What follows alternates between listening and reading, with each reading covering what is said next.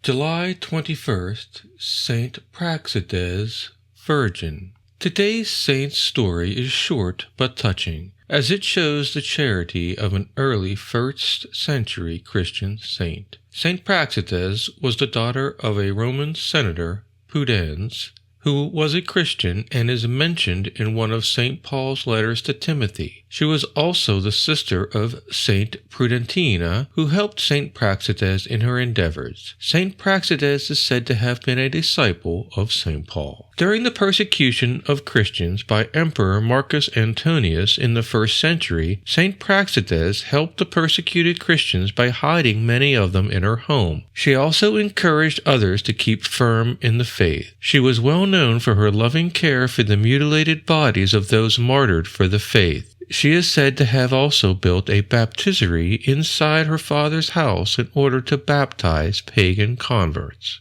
At last, being unable any longer to bear the cruelties inflicted on Christians, she prayed to God that, if it were expedient for her to die, she might be released from beholding such sufferings any longer. And so on July 21st, at the age of just 16, she was called to her reward in heaven. Her body was laid by the priest in the tomb of her father Praxedes, and with her sister Prudentina, which was in the cemetery of Priscilla along the Salarian Way. She was first venerated as a martyr in connection with the Ecclesiastica Prudentina, but afterwards a separate church was built in her honor on the site of her house, to which, when it was rebuilt by Pope St. Paschal I, her relics were taken.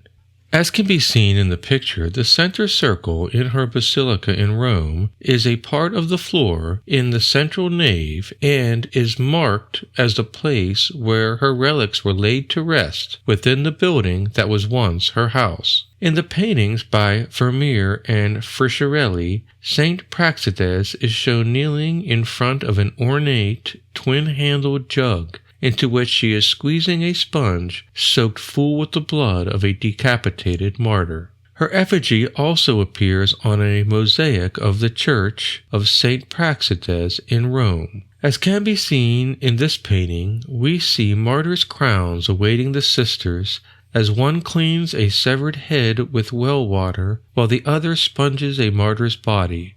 In the distant background, 2 men are bringing them yet another body. In the foreground is a jar into which the sister will squeeze the blood from the sponge. So, particularly on this feast day, let us remember and pray for all persecuted Christians in every part of the world.